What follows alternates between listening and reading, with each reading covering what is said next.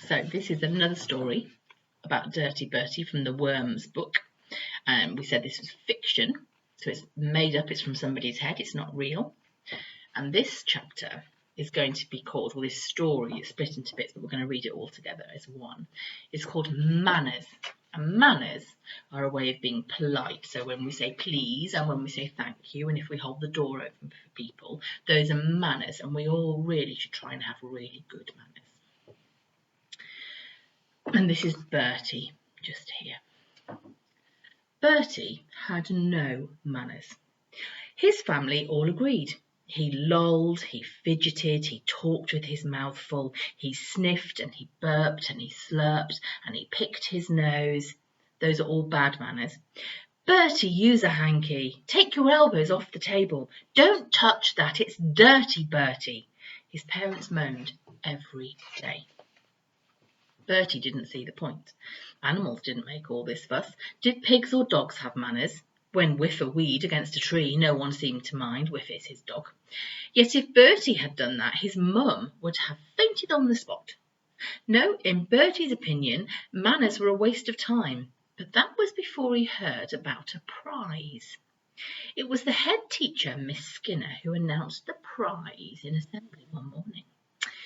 Does anyone know what tomorrow is? She asked, and her gaze fell on Bertie, who was crossing his eyes at Darren. Can you do that? Make funny eyes. So he's trying to make his friend laugh in assembly and being silly. Bertie, she said. Yes, miss? Do you know what tomorrow is? Bertie thought. Tuesday. Miss Skinner gave him one of her looks. Tomorrow is National Courtesy Day, she said. It's a day when we should be especially polite, so I want us all to think about our manners. We are lucky to have Miss Prim from the library coming to visit us, and she has agreed to present a very special prize to the child with the best manners.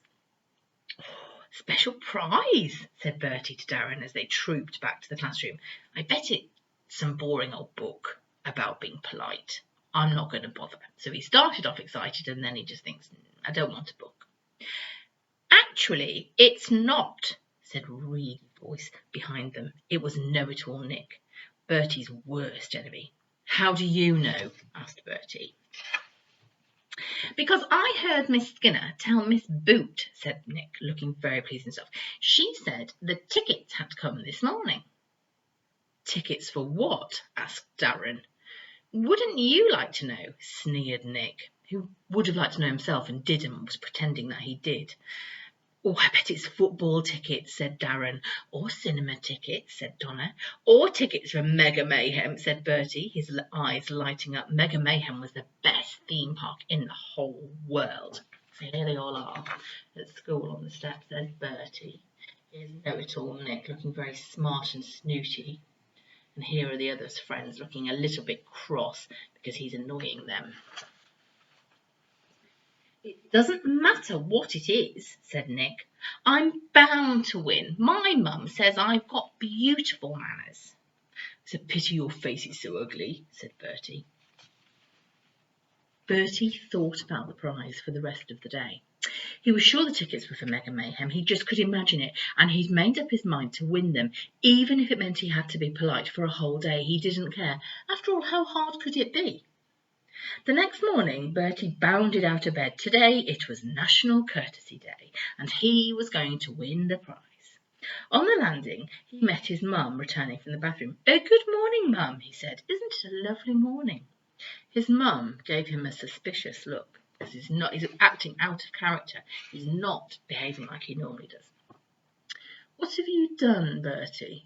I haven't done anything, said Bertie. I was just being polite. Downstairs, Dad and Susie were eating their breakfast. Good morning, Bertie greeted them cheerfully as he sat down. He poured Frosty Flakes into his bowl and cleared his throat. Would you pass me the milk, please, Susie? Susie stared at him. Why are you talking in that funny way? It's not a funny way, thank you. It's called being polite, said Bertie. Bertie poured milk into his bowl without spilling a drop, and he sucked his Frosty Flakes so as not to make a noise. Even when he dropped his spoon, he was careful to wipe it on his jumper before putting it back in his mouth. I might be getting a prize today, he announced. Dad looked up. What kind of prize? For being polite, said Bertie. It's National Courtesy Day, and they're going to give a prize for being polite. You? Polite? Said Susie. Bertie sniffed. I'm more polite than you, fat face. That's not very polite, is it? Nose, Bertie, said Dad. Where's your hanky? Bertie pulled a grubby handkerchief from his pocket and wiped his nose. Something fell out and plopped into the sugar bowl. Can you see what is that? A dead fly. That's not very nice, is it? Oh, shrieked Susie. What is that? It's only Buzz. He won't hurt you, said Bertie, picking out the large blue bottle fly. Bertie! It's a dead fly, said Dad. I know, replied Bertie. Don't worry, I'm going to bury him. Bertie had found Buzz lying on his windowsill. You see him. Dad looks a little bit, cross and a bit disgusted, doesn't he? And Susie looks disgusted. And there's Bertie getting the fly out of the sugar bowl. Bertie had found Buzz lying on his windowsill, and he had decided to bury him under the apple tree. He blew off the sugar that was now stuck to his wings. Put it away, said Dad. It's filthy.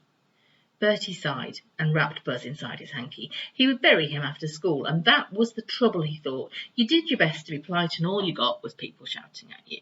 So he's trying quite hard, because he doesn't do it all the time. It's tricky, because being polite and having manners is something you have to practice. You have to do it a lot, and then it comes naturally. But it doesn't come very naturally to Bertie, because he's struggling a bit. Miss Prim stood at the front of the class. She looks quite proper. She was tall and thin, and her glasses hung round her neck on a cord. Bertie thought she must be at least 100. He'd seen Miss Prim at the library, where she spotted him behind a desk and stamped people's books. He hoped she didn't remember him. Last time he'd been to the library, Whiffer had done something in the story corner and had to leave quickly. So what do you think the dog might have done in the story corner? I think it might have been to the toilet. This is Miss Prim, said Miss Boot. I hope we are all going to show her how lovely our manners are. She ran her eye over the class, who were all sitting straight and paying attention, so she's looking at them all. It was marvellous the effect a prize could have. Even Bertie wasn't rolling around in his seat or pushing a pencil up his nose. That's what he normally does. Miss Prim talked to the class about the importance of good manners, and Bertie tried to listen, but his mind kept drifting off. He was imagining whizzing down the slide at Doom at Mega Mayhem, so he's still thinking that's where the tickets are from. And the slide of Doom, that sounds quite an exciting slide. Now, said Miss Boot, who would like to show our visitor around the school? Let's have 2 volunteers. That's a chance to show off your good manners if you get asked to do something in school. Bertie's hand went in the air. Me! This was his chance to show Miss Prim how polite he could be. Unfortunately, everyone else in the class had the same idea. 30 children strained in their seats. Oh, miss, me. Miss Boot pointed. Nick, I'm sure you will look after our visitor. Bertie couldn't believe it. Not know-it-all Nick. Why did he always get picked? Just because he'd made Miss Boot a soppy card on her birthday. It wasn't fair. Bertie never got picked for anything. Miss Boot hesitated. She needed someone else who was polite and reliable. Me, miss. What about that boy at the back who's sitting so quietly? Suggested Miss Prim. Oh, said Miss Boot, not Bertie. Bertie, who hadn't been listening, looked up. Me?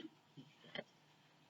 Miss Prim walked down the corridor, admiring the paintings on the wall, so she has had to pick him because Miss Prim has said that she wants Bertie.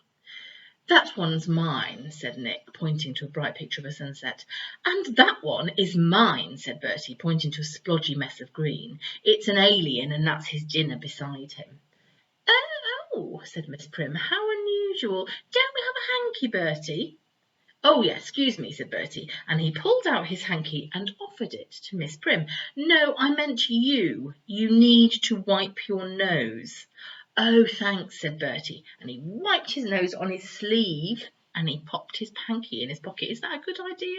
It's not very polite, and it's also not very COVID safe. He just remembered Buzz, and then he remembered he was wrapped inside, and he didn't want him to fall out whilst he was blowing his nose, which is why he used his sleeve. Miss Prim sighed heavily. "Perhaps we could look in the next class," she said. Nick started to walk ahead quite quickly, and Bertie kept pace with him. There was a mad dash for the door because they both grabbed the handle at once. "I was first, I was, no, I was." That's because they both want to open the door to let Miss Prim go through, because that is one of the things we do when we're having good manners. Miss Prim caught up with them. "Boys, I hope we're not squabbling," she said. "Oh, no," smiled Nick. "I was just telling Bertie his shirt's hanging out." Oh. Bertie looked behind them. Nick pulled the door open, squashing Bertie behind it. "After you, miss," said Nick. Miss Prim smiled at him. "Thank you, Nicholas. It's nice to see somebody who remembers their manners." So there she is looking through, and you can just see behind the glass there, Bertie's squashed behind the door, and there's Nick looking all pleased with himself, and Miss Prim's walking through, but Bertie looks a little bit cross. By lunchtime, Bertie was exhausted. Being polite was hard work, especially with know-it-all Nick trying to outdo him all the time. So that's when you always try to be better than someone else, and Nick's always trying to be better than Bertie. And now it looked like he was going to be stuck with Miss Prim for lunch. As they crossed the hall, Bertie could hardly believe his eyes. No one in the dinner queue was pushing and shoving, so they're all queuing up really politely to get their dinner from the dinner hatch. There was no running or fighting or firing peas across the room, and everyone was eating their lunch really quietly and politely. "Hello, Miss Prim," called Donna as they passed by. Bertie gulped. 3 of his teachers were waiting for them at the table, laid with a white tablecloth and a vase of flowers. "Do come and join us," said Miss Skinner. "Bertie will fetch your lunch." So Bertie's got to go and get her lunch from the hatch and get the right food and put it down and not spill any. "Careful you don't drop it, Bertie," whispered Know-it-all Nick. "Careful I don't drop it on you," said Bertie. Bertie sat opposite Miss Prim and Know-it-all Nick and stared at the plate in front of him. Spaghetti. Now, I don't know about you, but spaghetti is really hard to eat without getting it on your top of your jumper or the tablecloth, because you have to suck it up, don't you, with your mouth. It's really tricky. How was he going to eat that without making a mess? He watched Miss Prim wind spaghetti around her fork and tried to copy her. The spaghetti fell off before it reached his mouth. Nick put a hand over his mouth and loudly sucked up a piece of spaghetti.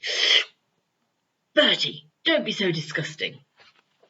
Wasn't Bertie. The teachers all looked in Bertie's direction, but it wasn't me, it was him. Miss Prim made a tutting noise. "Don't tell tales, Bertie, that's not nice. This is not seeming very fair, is it?" Bertie turned to glare at Nick. He would have liked to put spaghetti down his neck. He would have liked to pour a jug of water down his pants, but he wanted those tickets, and Miss Prim was watching him like a hawk. As he lifted his fork to his mouth, a hand jogged his elbow. Splat! A splodge of sauce landed on the white tablecloth. "Oh, Bertie, you are messy," teased Nick. "Look what you've done." Miss Prim made another tutting noise. "But it wasn't me," said Bertie. Miss Boot glared. Bertie ground his teeth. He would get that slimy sneak.